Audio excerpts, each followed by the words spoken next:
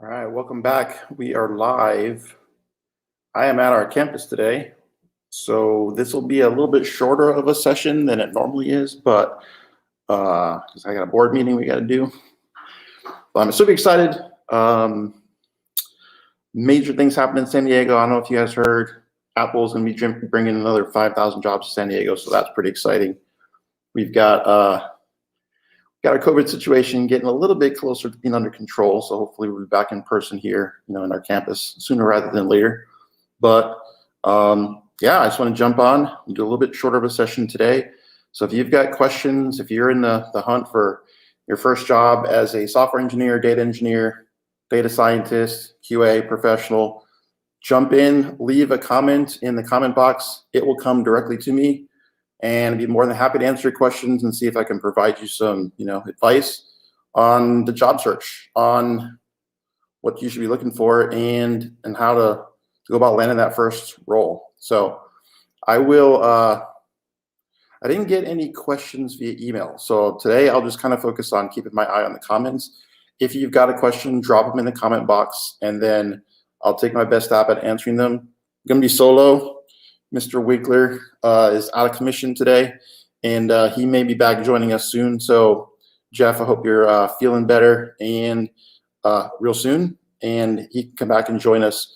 I think it's going to be a more frequent event now since we had so much fun the last time. But yeah, I'm just going to check my phone because, again, you know how the LinkedIn thing goes. It's kind of hard to tell if we're really live or if it just thinks we're live. So this doesn't make great TV, I know, but it kind of helps. There we go. We got somebody from LinkedIn. All right, cool. So yeah, give me a thumbs up, give me a like. Hey, Caleb, good to see you on. Once again, this is just an opportunity for you to hopefully get your questions answered from somebody that has been interviewing folks for a while. So I've hired lots of software engineers. I still hire software engineers at our apprenticeship program. And at this point, just sort of looking to give back. So that's what this is all about. We'll do this once a week, every Tuesday at 12 o'clock noon, looking for work. So what do we got? So we've got Michael Bazil. I hope I said that right. Basil. Hey, Mike, just wanted to stop by saying thanks for your advice over the past few months recently and in a first job. So thank you. Yes, see, works. First one on the gate. Appreciate that. I like the fact that it's working, that this is helping folks. So if you have a question, feel free, drop it in here. Let's see if we can get you pointed on the right track. For a lot of folks, I think they struggle the most because this process of getting your first job in tech is just so different than really any other industry that I'm aware of, right? Where there's this unique combination of this being both an art and a science. And so you have to have sort of a really well-rounded way of describing your skill set and rising to the top, and then getting on the radar of somebody that can actually make a decision and get you hired. And it's tough because it's not intuitive. You might think, oh, well, the way I would get a job at a tech company is like just, respond to the HR people and reach out. And it's like, no, HR people are not going to be your friend. I mean, it's part of the process that there will be internal recruiters and HR folks in many cases. But if you're early career, the best bet is to talk to senior engineers and create a network of folks that can really give you the guidance on this is the path that you'll need to go through to get sort of on the radar and to the attention of somebody that can actually make a decision and give you that first opportunity. So again, shout out to Michael. Congrats on landing that job. Now the rest of it's all downhill. It's gonna be way easier moving forward. The first one is always super tough. And we just, I know it. So it's something we got to get over. We don't want to dwell on it and be super negative, and just focus on the idea that like it's one and done. You get that first job, as long as you're a decent human and a good employee, then you'll be able to kind of level your skill set up and get paid to learn all that good stuff. So Samita, it's good to see you. Hello to you as well. Haven't seen you for a few weeks, so I'm glad that you're back on the train. And yeah, just drop some questions in the comments. More than happy to answer any comments, questions, concerns that you folks might have about the job search process. And that also entails like research. Like how do you find the right organization that's a good fit for someone early career? Definitely have some thoughts on that. I could share a few of those. But while I'm talking, You should be doing the typing. I know there's a little bit of a delay, but throw your questions in the comment box. When you put them in the comment box, they'll come directly to me. If for whatever chance you're watching this afterwards because you don't do the live thing, for all my live folks, you're hearing it first, then shoot me an email and I'll be more than happy to cover those questions in the next session. So, okay, good question. So Caleb asks, what should I study for interviews?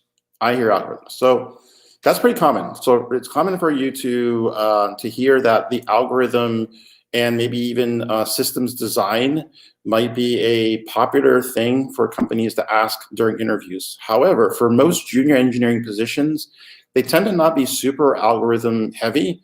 So it really depends on the type of company and role that you're looking to apply for. So if you're going to apply at a FANG company, so that's like Facebook, Apple, Netflix, Google, Amazon, then you're going to need to have your algorithms down cold because they're generally hiring for people that have really good, strong background in data science, or not data science, computer science, algorithms, data structures.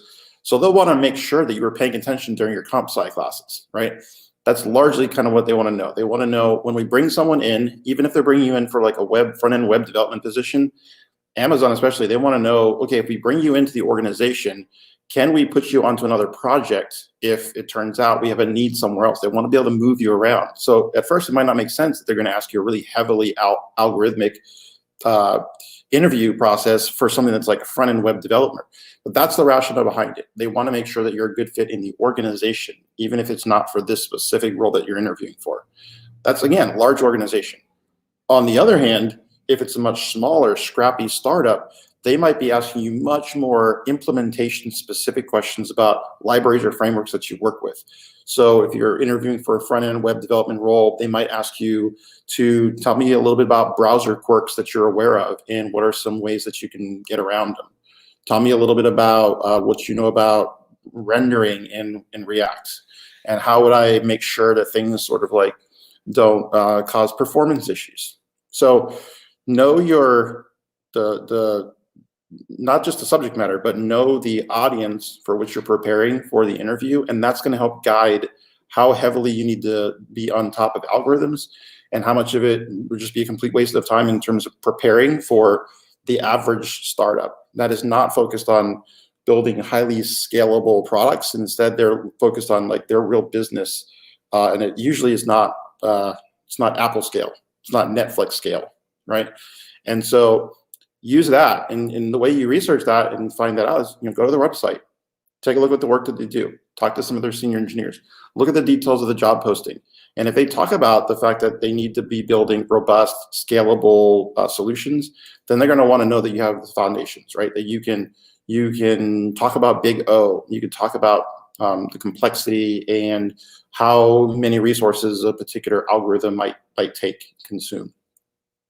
But I wouldn't get too hung up on it if you're going to like an agency and you're going to do some agency style work. So that's the full answer. It depends, right? It's not a like one shot, like this is what you should study for every interview. It's very organization specific.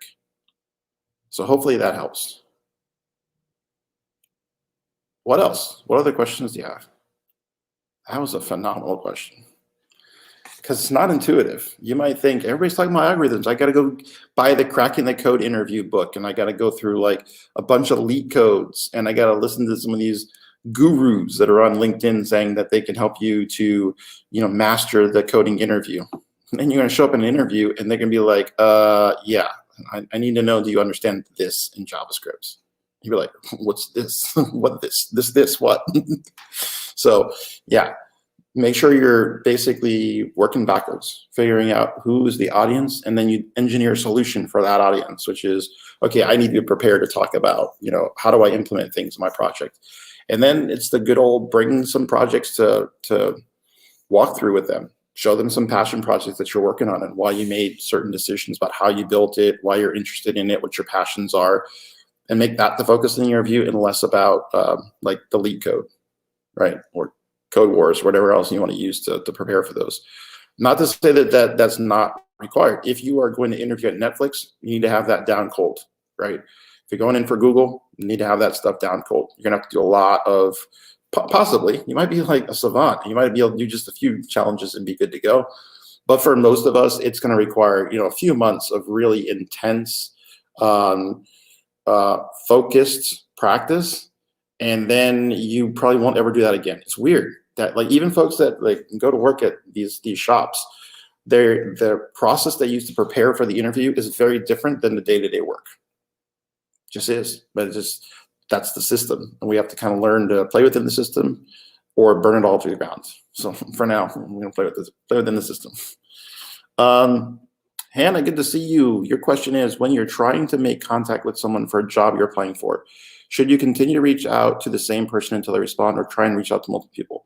I think it's good to do both, right? So I don't think it's an either or. I think you should continue to reach out to folks. If they're completely non-responsive, then just spread out the time a little bit. Instead of hitting them up every single day, maybe you go with a lot less frequent touch.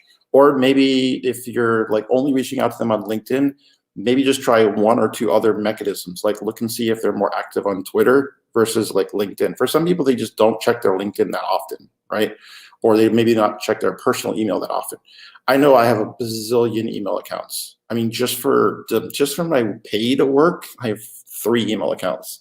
And then for all the different volunteer works that I do, I've got like a half a dozen more email accounts that I have to like monitor. And I'm terrible at that.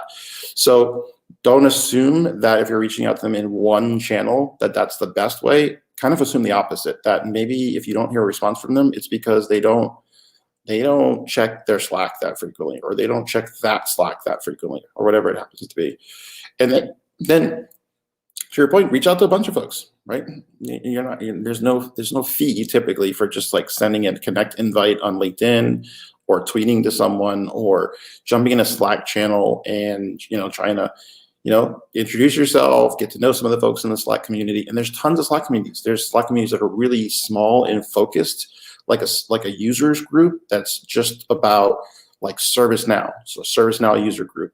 Or there could be ones that are really big in general, like a JavaScript Slack channel. And then you're going to have thousands of people in there. So you can kind of play in those different spaces and kind of find, okay, usually it's pretty quick. Who are some of the like more vocal and more active people in the community? And they might be good sources to kind of direct you to who you might want to reach out to, who you might want to connect with and talk to. So hopefully that helps. Caleb asks, what projects get attentions for a junior front-end developer?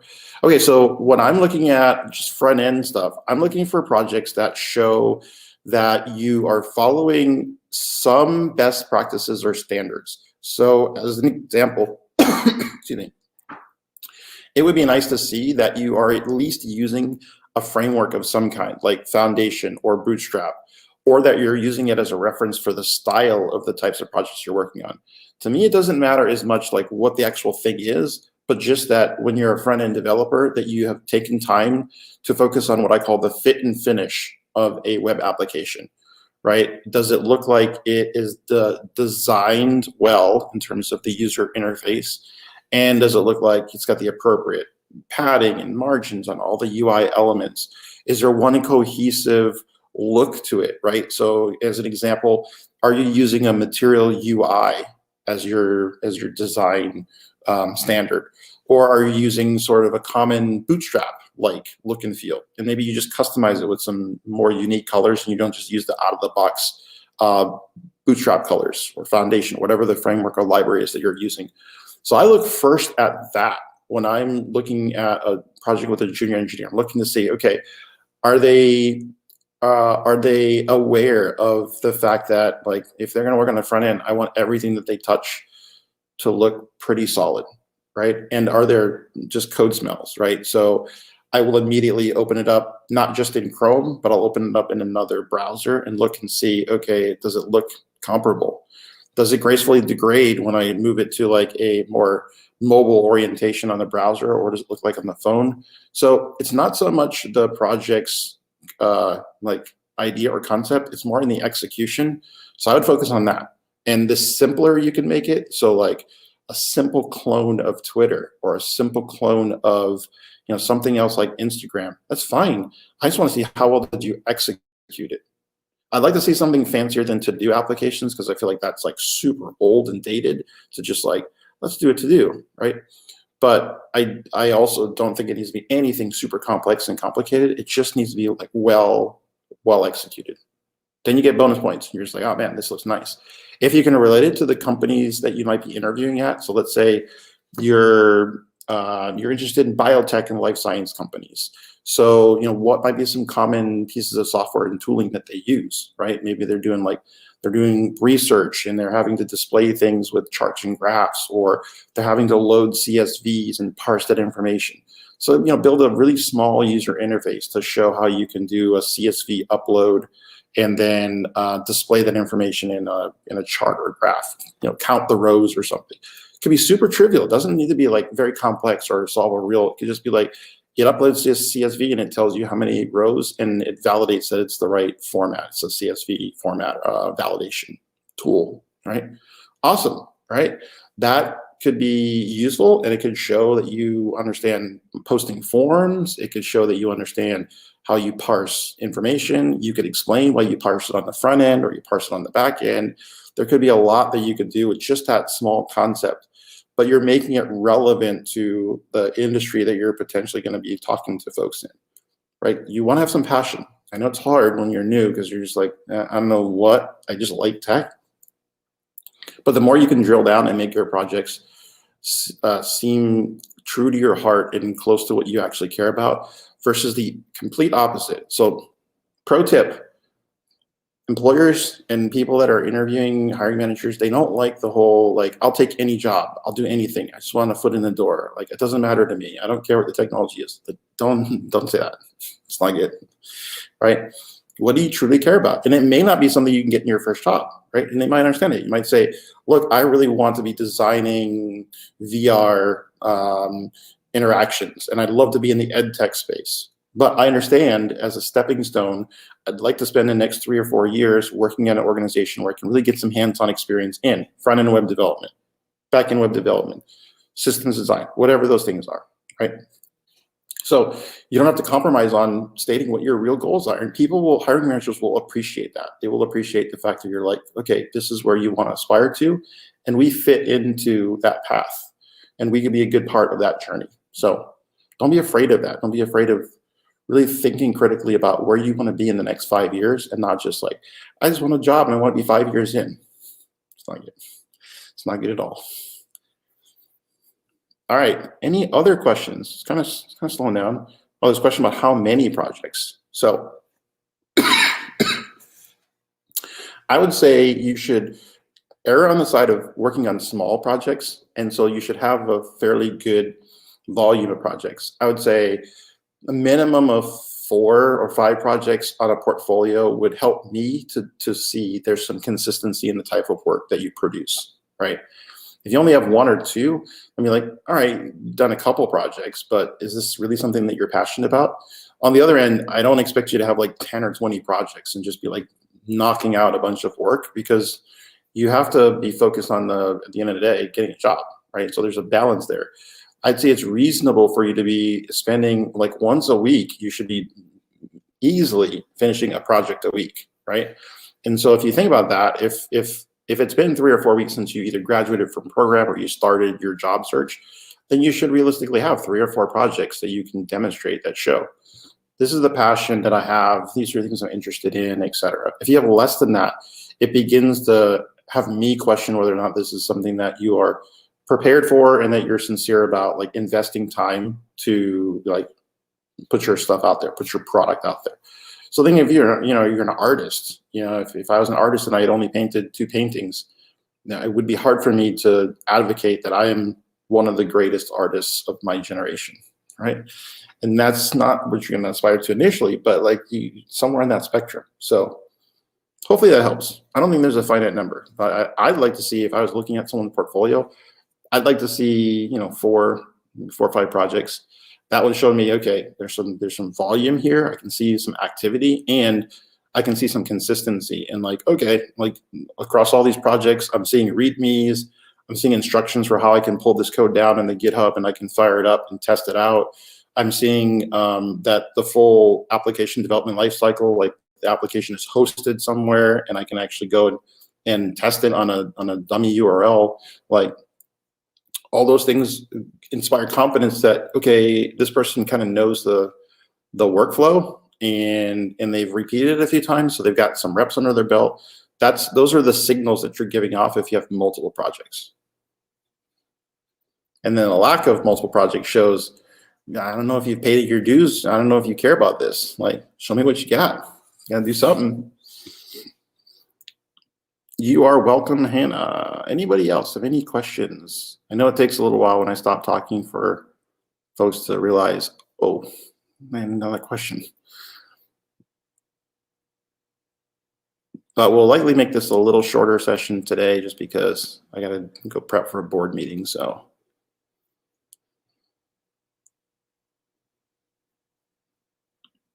you are welcome, Caleb. And I hope these recordings too are helpful for folks. I put them all on YouTube. So there's a whole bunch that you can go back and you can watch if you're really interested, like I said, in just picking through what are some of the things that you could be doing differently that might result in better odds at getting an offer sooner rather than later. Because at the end of the day, like that's all that really matters, right? Is like you need to get a job so that you can get paid to get more experience. And so it's like a flywheel effect once you get that first opportunity. So the faster you can get into a position where you're getting paid to code every day, the better you're going to get, and the faster that growth is going to happen.